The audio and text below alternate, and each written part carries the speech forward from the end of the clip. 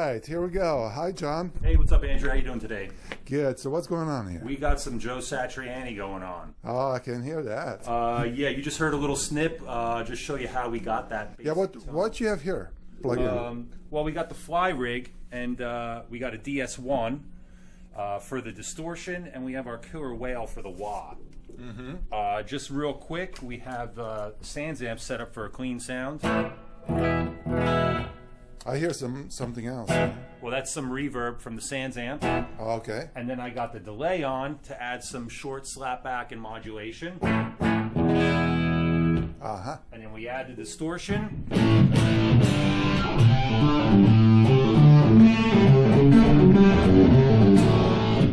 And then we got the wah.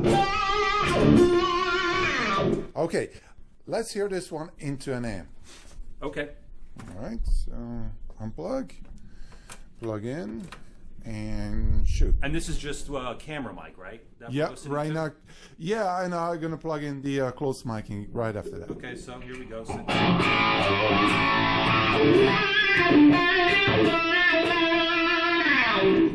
Yeah, obviously it's like a very roomy sounding, boxy. So here's this little jack thing I made, and this mic is plugged in. That's the Sennheiser E906, right? Right. Pretty hip guitar mic. Sounds really good, and it's really not that expensive. Yeah, it's about $100, a little over $100. We like it. All right, let's check that out.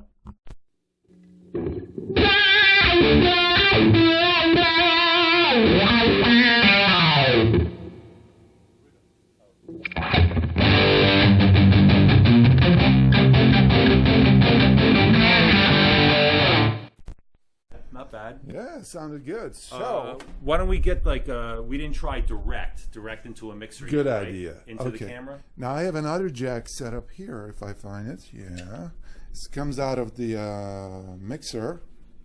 Everything is set flat, and 2 channels left and right from the computer, and you're going to channel 1. Oh yeah, I have to plug it in. It's not going to work. It's in the amp right now. Okay, so we're going to channel 1. Okay, let's get a sound check. Okay, now I'm going to plug in direct.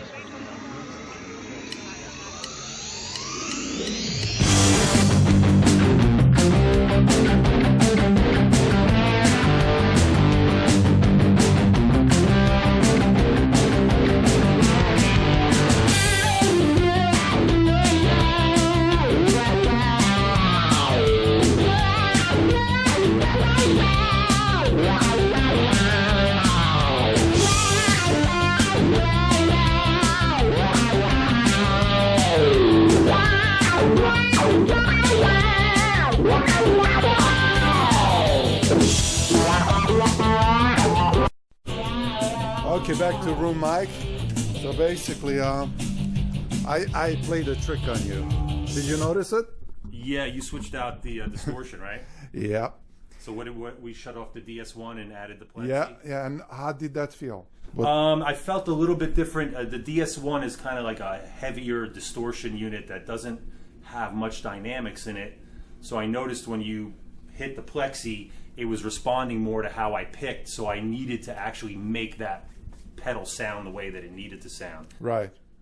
Okay.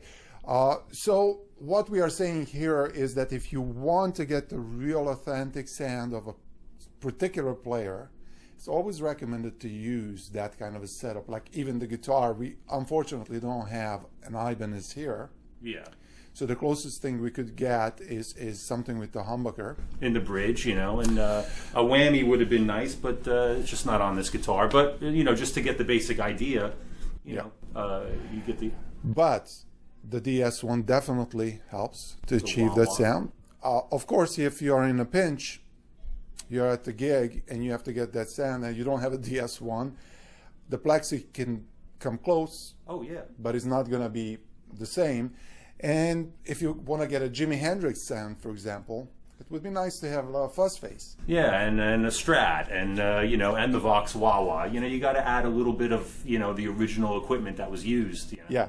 So the way we look at the fly rig is basically your core setup, amp, reverb, delay, and then you can build around, like with the wah, for example. You could add whatever you want. It reacts really well to pedals. Certain pedals you'd want to put in front of the fly rig, like a phaser. How about the phaser? Yeah, like if Van Halen puts the phaser in front of his Marshall, Yeah. so you know you could put that in front of the Yeah. front of the fly rig if you know you want to cop some Van Halen tones. Yeah. Some other things, if you have a specific analog delay or a specific reverb unit, you could place it after the fly rig. Well, thank you very much. And basically, we showed this setup, but if you guys out there are interested in any other kind of sounds, please write to us, and we'll try to set it up for you. Take care. Bye.